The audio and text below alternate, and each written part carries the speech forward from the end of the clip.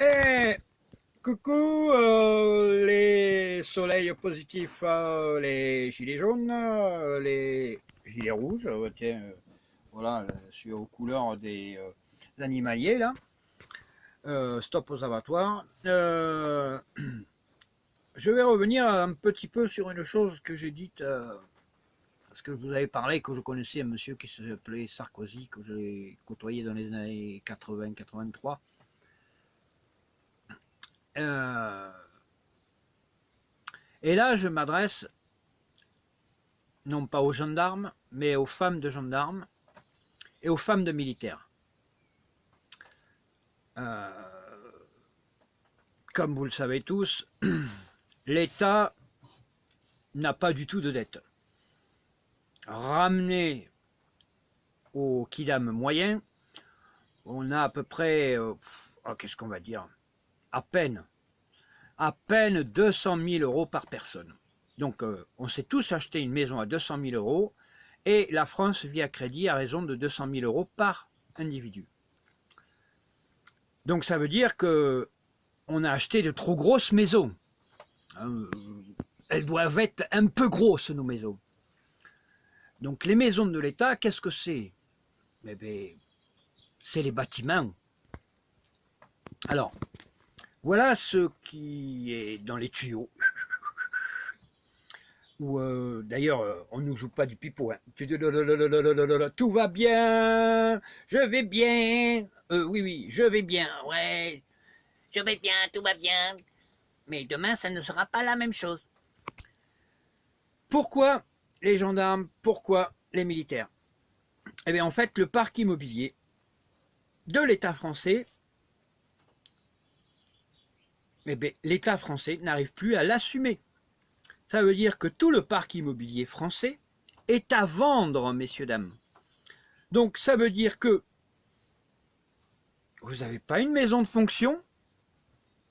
Ah. Vous n'avez pas un appartement de fonction.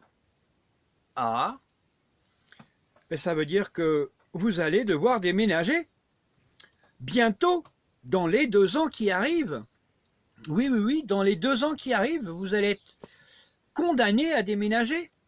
Oui, ça arrive. Très vite d'ailleurs. Ça veut dire que le parc immobilier est en vente, qu'il y a déjà des acheteurs. Oui, il y a déjà des acheteurs. Oui. Mais chut, faut pas le dire. Parce que d'abord, il y aura la paye qui va changer avec les 3 petits points. Securitas pour la gendarmerie. Pour l'armée, pour le moment, ça va pas changer. Heureusement pour vous d'ailleurs. Donc, ce qui veut dire que, eh bien, les casernes de gendarmerie, ça pose un gros problème.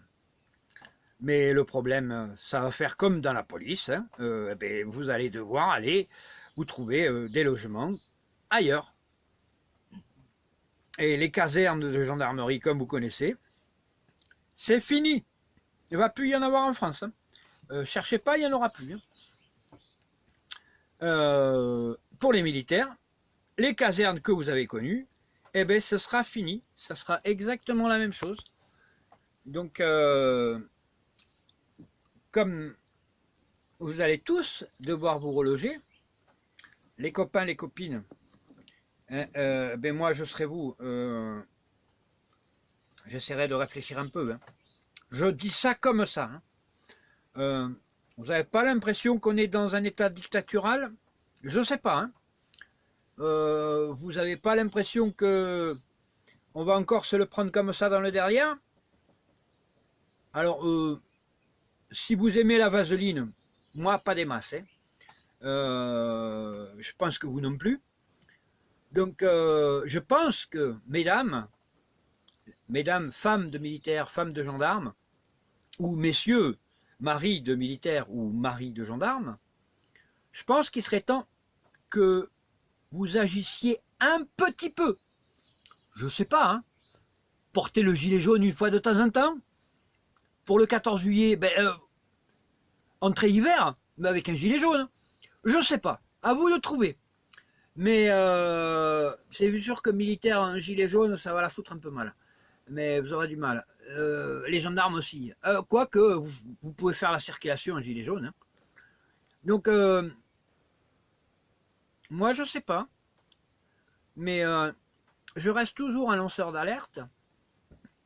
Mais je crois que tant que personne ne cherchera à réfléchir, hein, que tout le monde pensera à juger l'autre.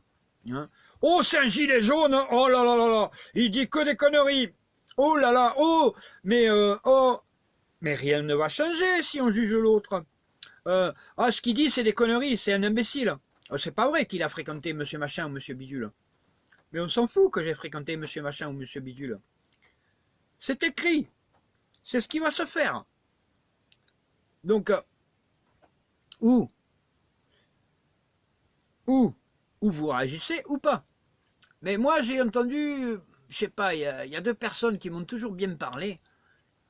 Il y a un certain monsieur qui s'appelle, c'est pour répondre à un gendarme qui est venu me voir il n'y a pas longtemps, Albert Einstein.